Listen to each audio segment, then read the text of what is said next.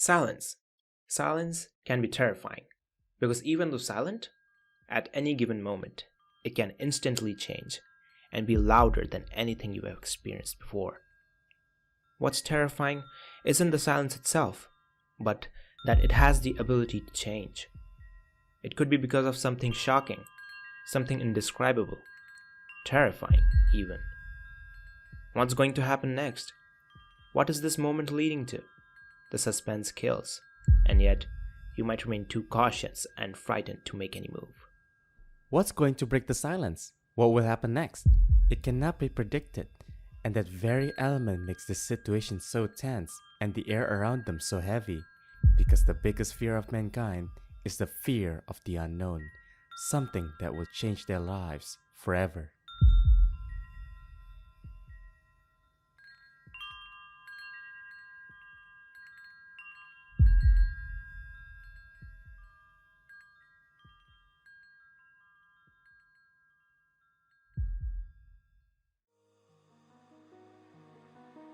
Something unbelievable had happened. For the first time in so long, in an eternity, Hikari and Taitsu met a living being other than themselves for the first time. Each other. Something that, on its own, is not impossible, but the sheer passage of time and the events that transpired before had made them unprepared, so that they were caught off guard. At least, that was the case for Hikari. Tairitsu, on the other hand, was not that surprised. She is neither excited nor surprised. She had been through and experienced too much to be thrilled about meeting a being other than herself. She had experienced conflict and sorrow for so long that inevitably, as time passed, she changed into a type of person she would have never seen herself become in the future. She greets Hikari with a smile, lying with her pleasantries, but in reality, she really couldn't care less. Memories. Arcaea. We think we know what they are and how they work, generally speaking. But do we truly know? The idea of peeking into a piece of glass that shows sights and sceneries of past, aka memories, does not even begin to explain the mechanics behind them. When you're looking at the Arcaea, you're not just looking at a memory, you're actually living through it. We learn about this in Absolute Reason, where Saya experiences memories like she's part of them. It doesn't matter what kind of memory it is, you experience it almost like you were in it, like you were the one living it firsthand. And that's how it was for Hikari and Taitsu too. Knowing that and putting yourselves in Taitsu's shoes, who has seen and experienced nothing but bad, disturbing, sad and dark memories, the memories of conflict, you can really see how it affected her in a twisted way. Taitsu asks Hikari, "What's your name?" And thus it begins. One of the most interesting parts of the story, in my opinion, a conversation, a chat that will change the course of their lives forever, for better or for worse. A back and forth of sorts, an awkward one at that, like playing ping pong, but with one of those super bouncy balls. They don't want to overstep and are very careful. It's like watching people experience conversation for the first time in their lives. How ironic. Taritsu asks Hikari about her name, to which Hikari nervously responds with her not knowing it and asks if Taritsu knows hers. But it becomes clear that she isn't truly participating in this conversation. Instead, she doesn't even acknowledge her question and starts speaking to herself. Jokes aside, there's a stark contrast between their personalities in this conversation, and they differ drastically from each other after coming as far as they have, after experiencing what they did. Taitsu has become a distant, cold, closed-off person, not truly revealing herself to the world outside of her own mind. Her view of the world might have remained similar compared to the start of her journey, that this was a world filled with nothing but suffering and conflict, but whose modus operandi, how she goes about handling her situation, has indeed changed. It almost felt like she did not care, which could be sensed by Hikari during her conversation with Taritsu, mostly due to her lack of enthusiasm. It made the air around them anxious, highly uncomfortable. The Arcaea that had gathered, suspended in the air as they were, also added to it. There was a tangible feeling that something strange had happened, something that wasn't supposed to happen. Hikari tried calling out to the memories, but they just wouldn't respond to her. Normally, these memories would follow Hikari and Tairatsu and could be controlled by them, but in each other's presence, none did. Their meeting was indeed turning out to be strange, which was not unexpected, especially considering the circumstances they met and how long they have each been alone. But since they were alone for so long and have finally found someone, Hikari came out with a proposal. Since they were in this together, they might as well stick together through all this to help each other. Tairatsu, while listening to Hikari, still remains as distant as ever. And even though it might seem like she's not paying attention, she is keeping up with every word Hikari said. Before we go any further, I want to bring attention to this one line, which describes how Tairatsu is staring into the empty, canvas-like sky with a blank and uninformative expression. Notice the words that have been used to describe the sky, and keep them in mind. You will learn how beautiful the writing is soon. To Hikari's offer, Tairatsu responded with a faint, maybe. The whole time we have seen them talk, it's like Tairatsu just doesn't care. At least, that's what it looks like from the outside. But that's not how it really was. You see, people who seem like they don't care at all are the ones that care the most. And they are one of the most misunderstood people of all. Tairatsu was no exception to that. She worked hard and diligently, even experiencing hell to see things through for improvement if she had to, which inevitably warped her personality into something she never was to begin with, someone who would give up. That part of her, deep inside, responded to the proposal that Hikari suggested. To stick together, to help each other, to find sense in this senseless world. The thing she wanted to do the most before she gave up on them. No, before the world made her give up on them. Tairatsu remembered again, and she wanted a second chance. She did not want to give up just yet. But the tone of her voice doesn't help her case. Hikari still isn't confident enough or even comfortable enough being around Tairatsu, and the meeting remains as cautious and careful as it was. And yet, both of them continue to talk, hoping for things to get better. There's a change of scene now, where the both of them are now sitting together. Not close, but still on the same pew, with Tairatsu just spacing out looking at the architecture in front of them, examining them, while Hikari being there looking at Tairatsu worryingly. The conversation continued on, and they had a revelation about how both of them had names they didn't know, and yet they mysteriously knew the name of the glass that showed memories of the past. Arcaea. Those were the things they had in common. The differences became clear as Tairatsu asked Hikari what kind of memories she saw, and the answer to that told them all they had to know. They were opposites, and like Tairatsu points out, their opposition could indeed matter a great deal. They continue to go on sharing their experiences in this world, since the moment they woke up to all the situations they had to face. From how Hikari gathered enough memories to cover the sky which almost killed her, to how Tairatsu encountered that labyrinth, and how all the things took place there. They thought it would be best to be honest, which would also help in gaining a sense of trust in each other. After all, they finally had someone to open up to. Hikari was resolved thanks to what had happened, but there's no hiding from the fact that it almost killed her. While Tairatsu was left scarred and twisted, full of frustrations and emotions she wanted to let out. Even now, during this conversation, Tairatsu's grip on her parasol would tighten and start trembling, which Hikari couldn't help but notice. It has been hard for both of them, but they can't just give up. They must continue to fight and push forward. Tairatsu opens up to Hikari, telling her how when she started her journey here, which could have been a few months ago, she really wanted to meet someone. But But after what she had gone through, she just can't have such an innocent thought. All that stays in her mind are vile and disgusting things, and her heart was just broken.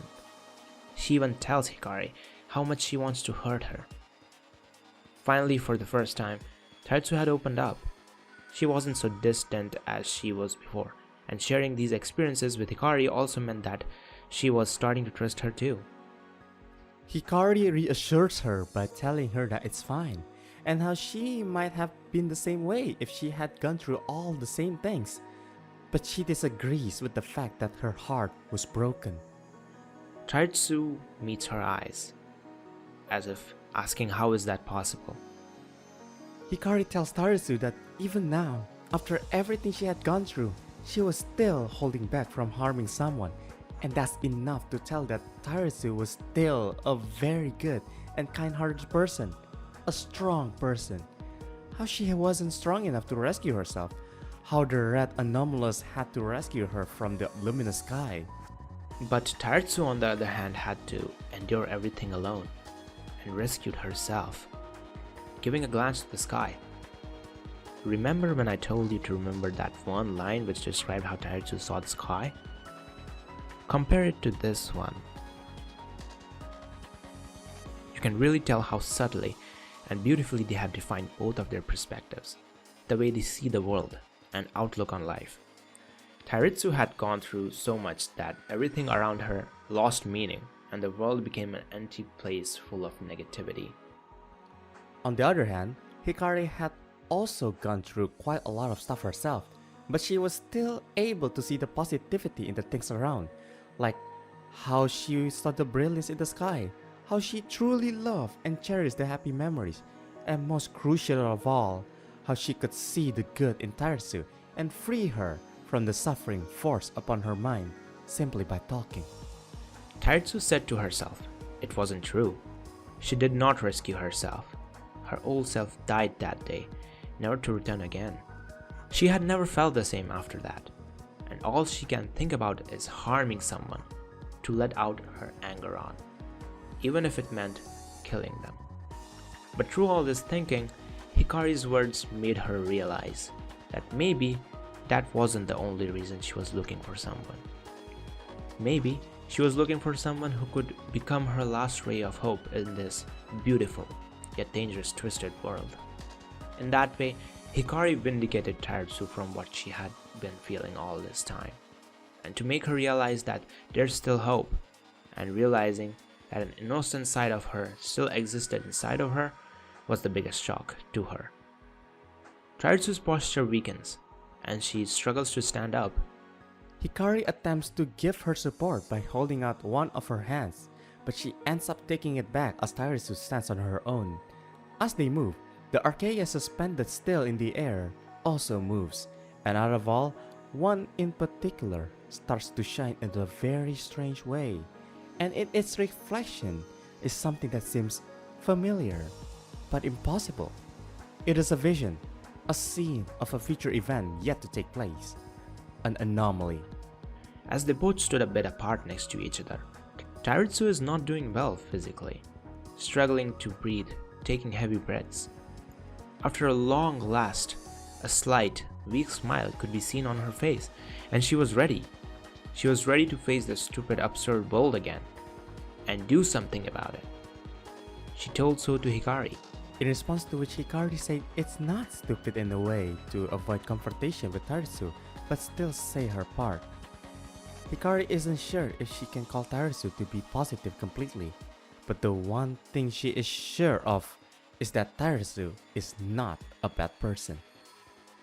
In response to what Hikari said, Taritsu's mood changes again. It's like she's constantly battling herself, and even though she has decided to not harm anyone like she had planned to in the past, there are still unresolved emotions that are itching to get out of her. Before they know it, it turns into an argument, even though a small one. Taritsu says that this world is nothing but a large, expansive prison where you are forced to live out and are punished for the most innocent desires of surrounding yourself with happiness, like Hikari did. Hikari though a bit nervous and timid at heart, stands her ground and tells her if the world they are in has allowed them to live and exist, then it can't be such a terrible place. Hikari was still looking at the whole situation optimistically.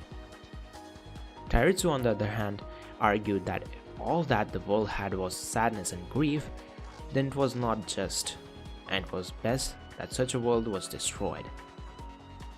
Hikari asked what would Tairitsu do if destroying this world meant killing themselves, since they don't know if any other world exists or not. And would she be okay with that? Tairitsu just responded with a simple, "No, that's fine." Hikari goes silent, realizing what she meant from that answer. Tairitsu had become very pessimistic, and it did not matter whether she was alive or not.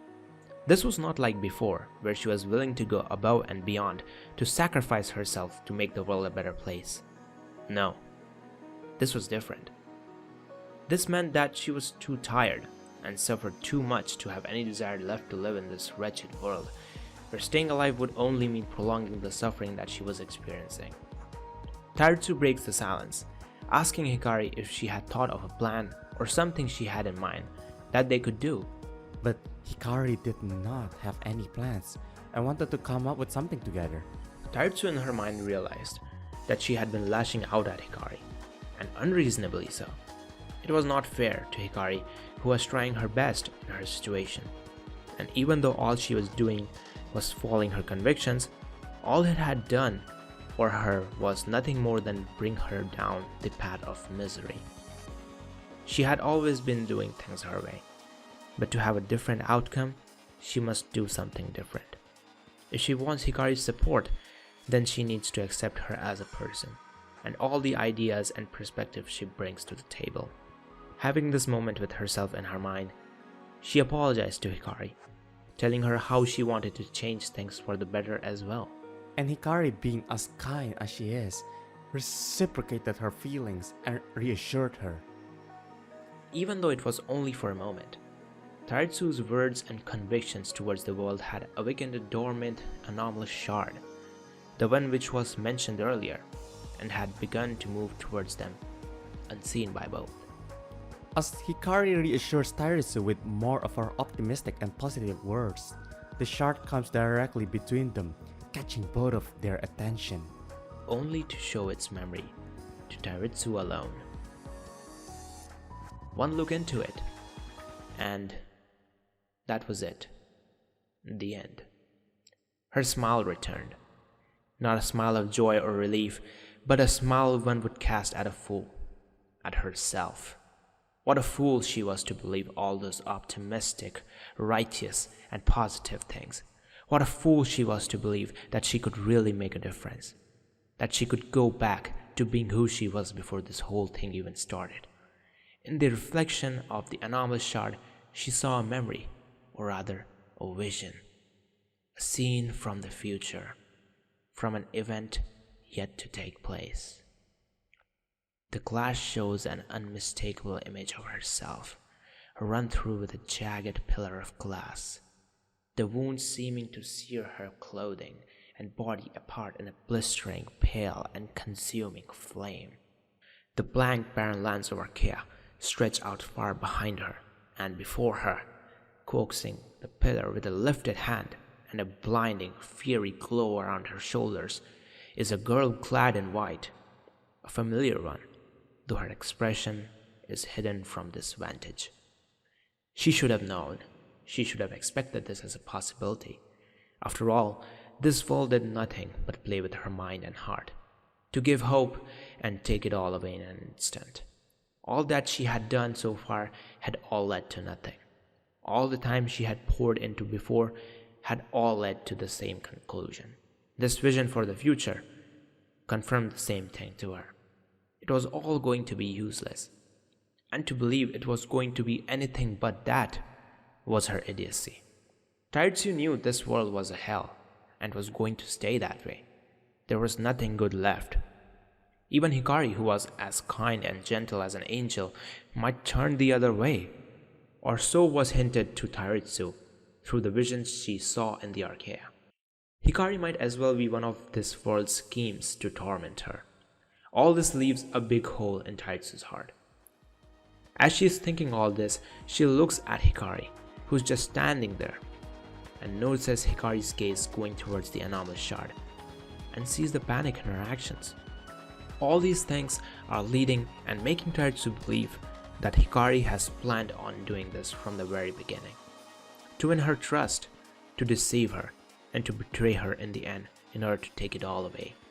To Taitsu, it might seem like Hikari is looking into the vision and that her plot is revealed, causing her to stand still, which makes Taitsu laugh. But Hikari cannot see anything. From Hikari's perspective, it's just a piece of glass with nothing to show. And all she can do is continue to watch in confusion as the expression on Taitsu's face continues to change. Hikari can feel it, the darkness growing from Taitsu. She can tell that, somehow, that she was in danger yet again, but for no apparent reason like it was the case with the blinding sky. And so, Hikari, in the heat of the moment, makes a terrible mistake.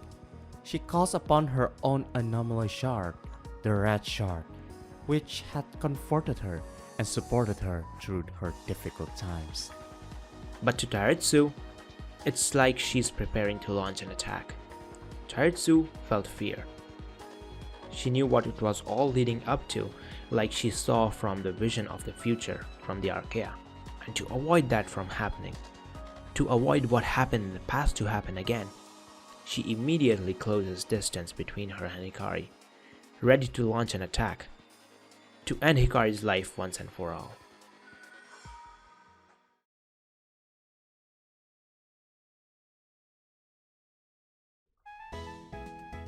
Okay, we are back. Hello there. There you go. Yes. We're back. Okay. Is the screen share working? Yes. Wait. Hold on. Still loading on my side. Okay. A few moments later. Wait for a little bit.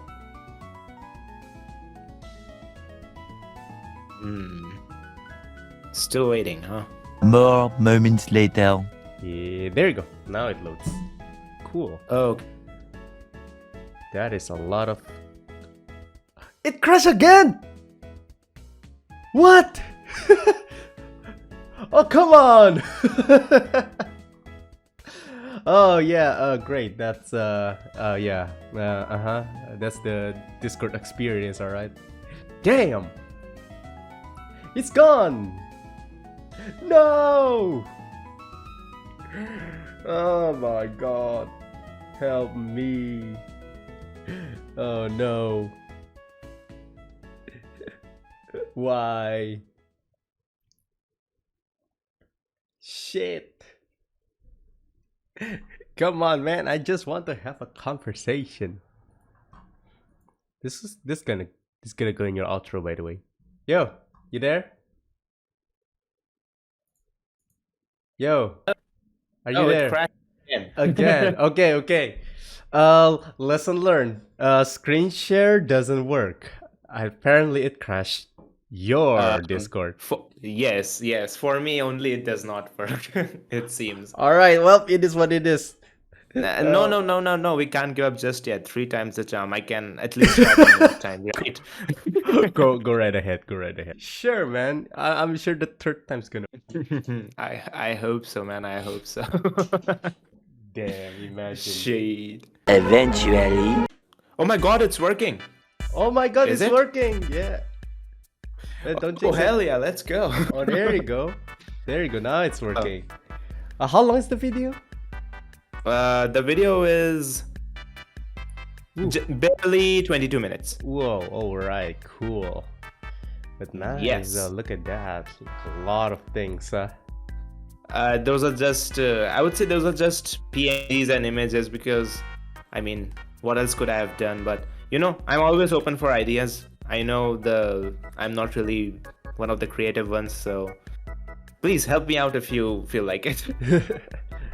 I think when I watch your previous video, I think it's pretty much fun. You know, the one thing that matters is our narration, right? That's what really matters.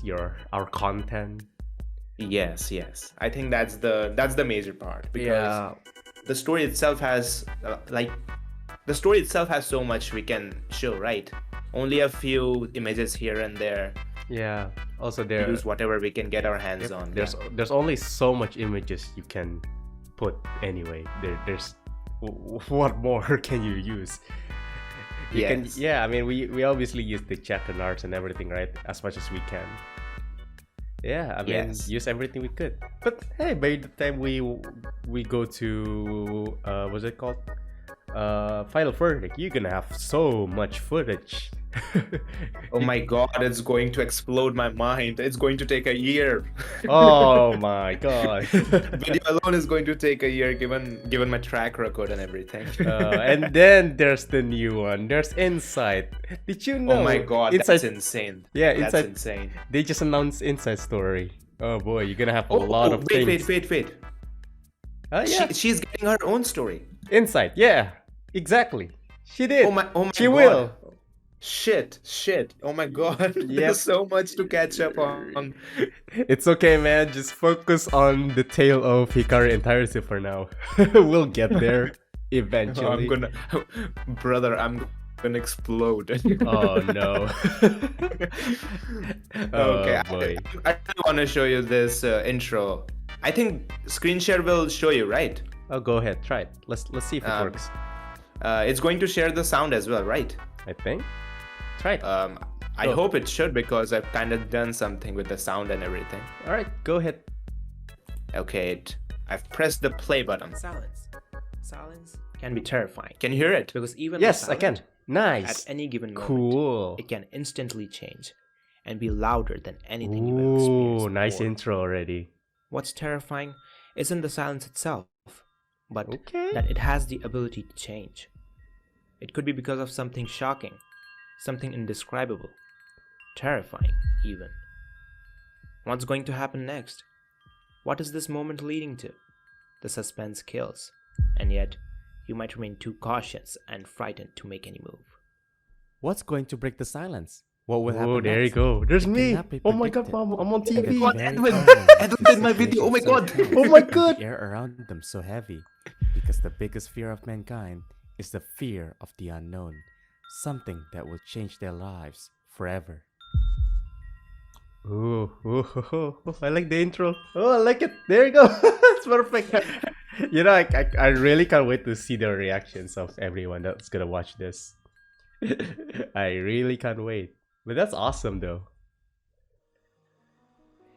And then we Something fade into the unbelievable video. had Yes. Nice. Just pause for now. There you go. That's very cool, though. I like what I'm seeing here. That's one great way to start it, and then it's just gonna be us talking, taking turns and stuff.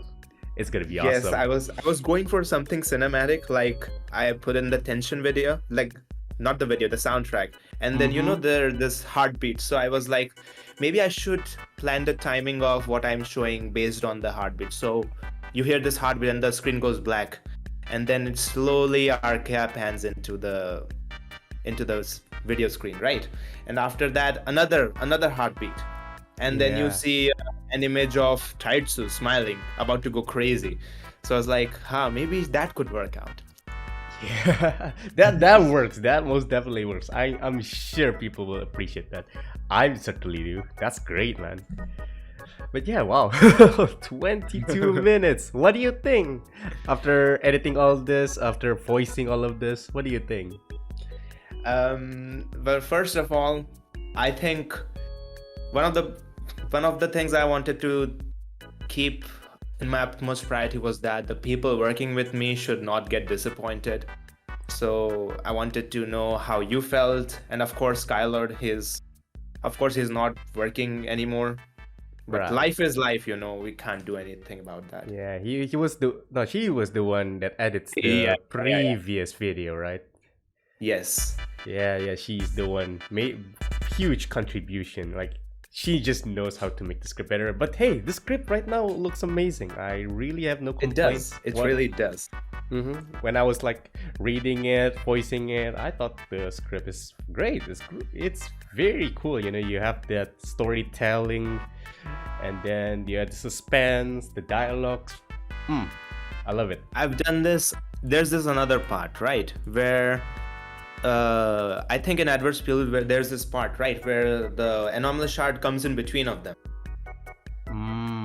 And Hikari does not know what Tairitsu is looking at, but Tairitsu is looking at something, right? She sees the part where Hikari is going to kill her.